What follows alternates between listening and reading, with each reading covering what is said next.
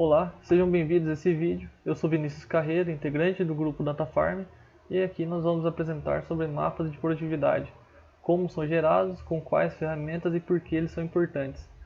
Na realidade, o foco desse vídeo é a geração, nós vamos utilizar um software específico para isso, mas antes também precisamos apresentar alguns conceitos para um entendimento melhor dessas ferramentas. Por que o mapa de colheita é importante? Ele vai nos dar uma série de atributos interessantes para analisarmos, como velocidade, logística empregada pela colheita, umidade, mas principalmente produtividade. Ele nos vai dar basicamente uma representação gráfica da resposta da cultura em relação a todos os manejos empregados, e então chegar à produtividade, o quanto aquele talhão produziu para mim. Com essa representação, a gente pode identificar as zonas de baixa e alta produtividade, ou então correlacionar com esses outros atributos, buscando entender por que houve essa baixa produtividade ou também por que houve essa alta produtividade. Os motivos comumente encontrados são umidade irregular da cultura, alta velocidade de colheita, fatores climáticos que antecedem a colheita, intrínsecos ao desenvolvimento da cultura também, e também a má calibração dos sensores. Mas para gerar esse mapa, para gerar essa representação, a gente precisa de algumas ferramentas. E a principal, na verdade, a mais notável nesse ciclo é a interpolação. O que é a interpolação? A interpolação é basicamente uma estimação dos valores de um valor desconhecido com base em um valor conhecido. Primeiro, vamos colocar um mapa base para sobrepor a área real desse mapa de produtividade. A gente pode colocar aqui uma imagem híbrida.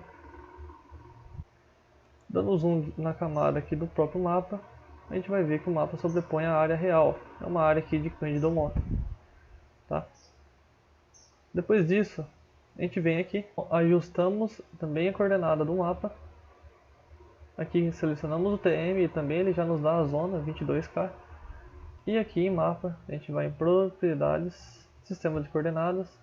Aqui que está em Web Mercator, a gente seleciona o Sirgas 2000. Sirgas 2000 e 22S. Nossa zona de trabalho está certa, mas agora a gente precisa também converter o mapa. A gente apenas definiu uma projeção para ele, uma projeção universal, que é o WGS 84, e agora a gente precisa projetar ele para se adequar ao mapa, que é o Sirgas 2000. Então a gente vem aqui em próprias ferramentas, projetar, selecionamos os nossos dados, colocamos na saída o nosso geodatabase, mapa convertido, o sistema que a gente quer. Se a gente colocar o do mapa, ele já vai puxar o Sirgas 2000 e executa a ferramenta. Perfeito. Agora tanto o nosso mapa quanto a nossa zona de trabalho está adequado para iniciar o trabalho. Com o mapa em mãos, agora a gente vai poder trabalhar com os atributos. Então a gente vem aqui com o botão direito, tabela de atributos, e vamos dar uma olhada no que o mapa tem para nos fornecer. Aqui a gente tem uma série de atributos e campos. Tem o ID, de cada ponto, o shape, AD, umidade, enfim, uma série de atributos que ele coleta. Alguns intrínsecos ao formato do arquivo e outros são dados coletados de fato no campo. O intuito desse vídeo aqui é mostrar como que a gente processa alguns desses atributos, mas principalmente os relacionados ao de campo.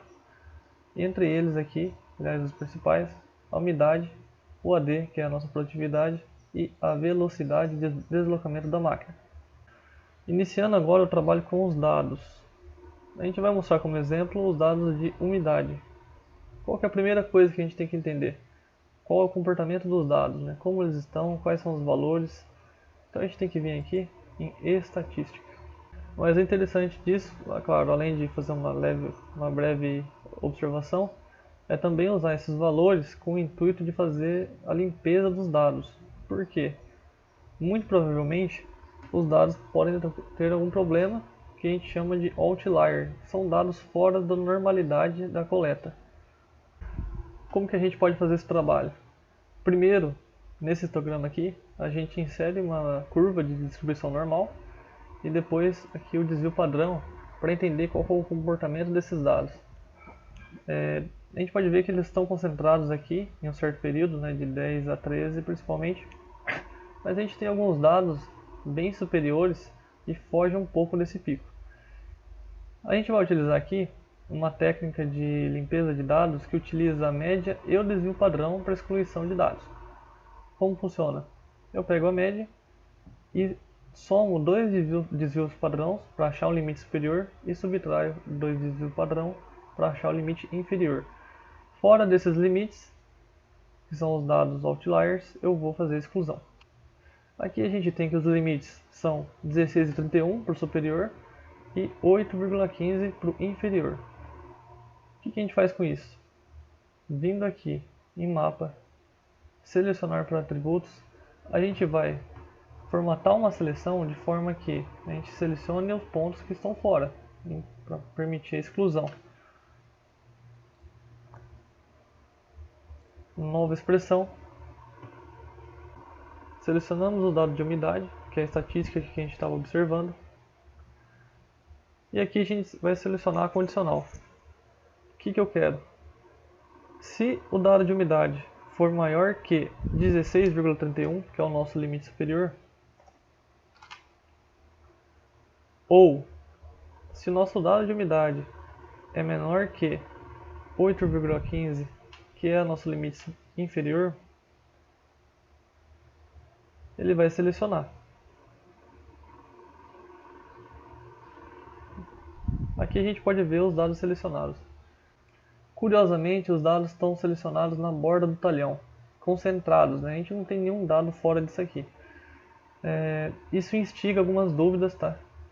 Isso pode estar relacionado ao sensor, à limpeza do sensor que deve ser periódica, ou então uma possibilidade, aqui a gente tem que levantar várias hipóteses para estudar os dados, é um possível plantio tardio e durante a época da colheita, que provavelmente ocorreu no mesmo período em todo o talhão, essa parte aqui não teria atingido a maturidade como o restante da área. Mas é um ponto de atenção. De qualquer forma, a gente tem que retirar esses dados porque eles estão fora da normalidade. O que a gente pode fazer? Eles já selecionados, a gente vem aqui na tabela de atributos, já aberta anteriormente, e clica em excluir. Esses dados aqui foram excluídos. Um ponto interessante é, a gente tem que entender que naquele ponto coletado não havia apenas umidade, a gente tinha outros atributos, como por exemplo velocidade. Só que os dois atributos mais importantes desse mapa são umidade e produtividade é essencial. Se eu entendo que a umidade está fora da normalidade, eu também posso comprometer a minha produtividade. Por quê? A leitura é baseada também na umidade, né? Eu tenho um sensor de umidade que informa para poder fazer a conta e o monitor me informar qual é o peso seco, o peso sem a umidade daquele grão. Se eu tenho uma umidade errada, muito provavelmente a minha produtividade também vai estar errada. Então nesse caso a gente faz a exclusão, só que novamente não é comum essa concentração grande de dados, isso deve ser analisado com mais afinco. Observando agora a tabela de atributos, se a gente selecionar aqui e colocar por ordem crescente ou decrescente, a gente vai ver que não vai ter valores muito fora da normalidade. Novamente um ponto de atenção, a gente vê aqui que ainda que esses valores de umidade de 10% estejam dentro da normalidade, isso também não é comum. Por quê? Grãos com pouca umidade, a gente sabe que quando entra na máquina há uma quebra muito grande. Tá? E a grande concentração desses pontos aqui está entre 10 e 12. Isso não é comum. Aqui a gente tem um mapa da cultura do milho e a umidade colhida geralmente está entre 17 a 23 tranquilamente. Ou seja, muito provavelmente houve um problema no sensor. Com os dados limpos, agora a gente pode fazer o processo de interpolação que a gente explicou lá na introdução. Então a gente vem aqui em assistente de geoestatística, ele vai nos dar uma série de ferramentas para interpolação. Aqui a gente vai usar a krigagem, porque a gente tem uma série de dados que ele está dentro de uma curva normal e o comportamento dele está bom, ele está interessante. Caso a gente tivesse dados ruins, né, com uma distribuição muito ruim, a gente poderia usar um interpolador determinístico, que é o caso do EDW. Na krigagem a gente tem dois tipos. a ordinária e a simples. A gente pode escolher essas duas com base no seu coeficiente de variação. Essa é uma regra bem genérica, mas pode ajudar a gente aqui no começo. Se o meu coeficiente de variação for maior que 15%, eu utilizo a crigagem ordinária. Mas se for menor que isso, a crigagem simples já vai ser o suficiente. Como que a gente vê isso? A gente abre de novo aqui a tabela de atributos, estatística, e divide a média pelo desvio padrão. Aqui a gente vai ter um valor de 8,31. É um valor que está dentro, né, abaixo de 15, então a gente é permitido aqui a usar a crigagem simples. Então voltamos aqui, editar, análise, assistente de geoestatística, cocrigagem, mapa convertido, que é um novo conjunto de dados, e o campo de dados, aqui eu vou interpolar a umidade. Coloco o tipo de predição, tá? Tipo de pontuação eu deixo em nenhum.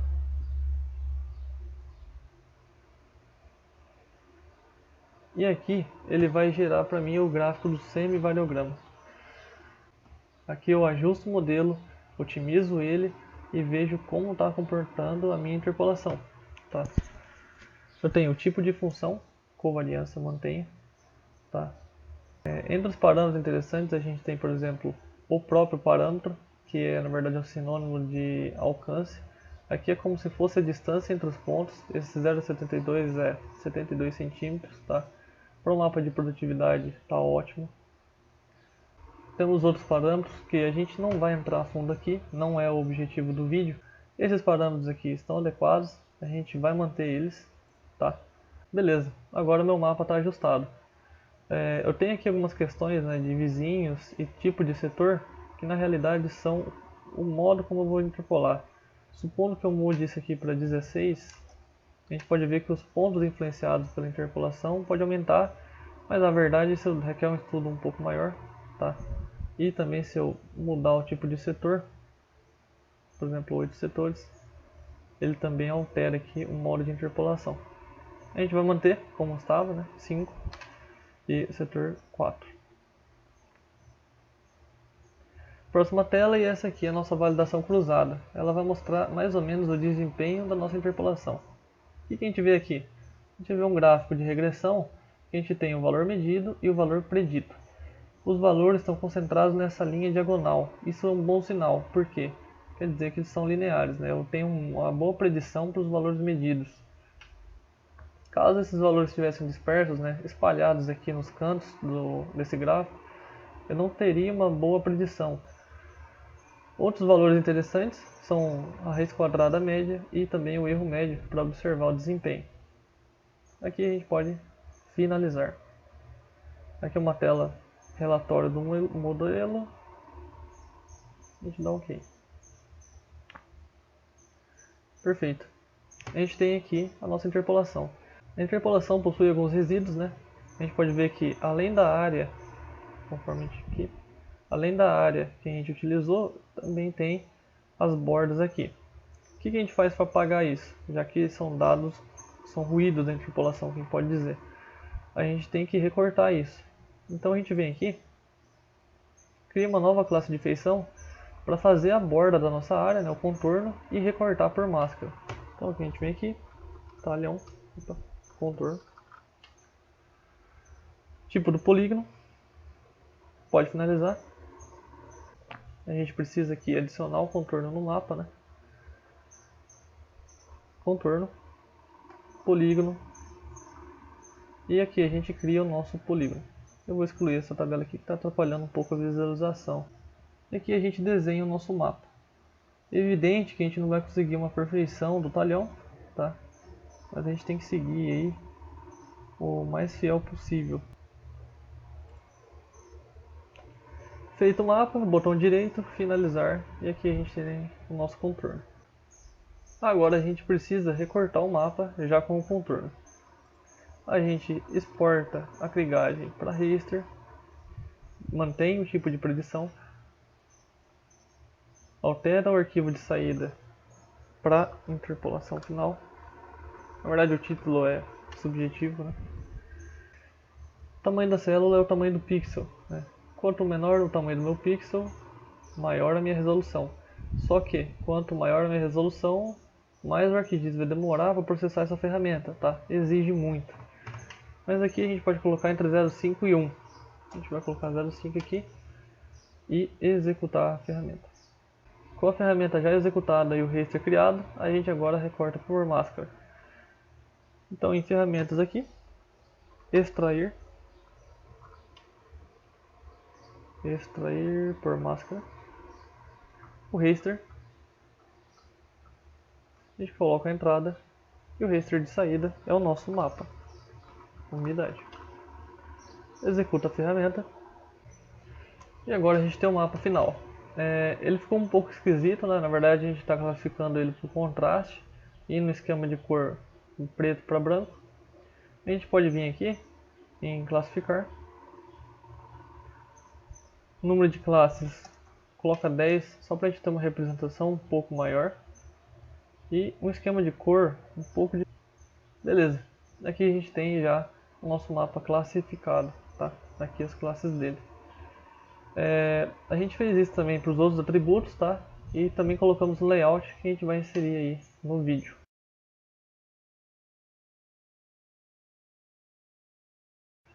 Bom, eu agradeço a todos a atenção até agora. Espero que esse vídeo tenha ajudado. Não se esqueça que nesse canal a gente tem diversos vídeos, né, tratando sobre vários assuntos, entre eles as ferramentas utilizadas aqui, principalmente, como eu comentei antes, sobre a interpolação e clivagem. É um assunto interessante, deve ser entendido a fundo. A gente tem que fazer uma análise crítica desses mapas, não é apenas gerá-los, né? A gente tem que entender o porquê que a umidade saiu fora, porquê que esses valores estão estranhos, porque é um produto que a gente está gerando e esse produto tem uma destinação, tá? Bom, dito isso, espero que vocês tenham gostado do vídeo, né? Cliquem no gostei para aumentar a representação do vídeo, comentem se tiver alguma dúvida e se inscrevam no canal para os futuros vídeos aí. Muito obrigado.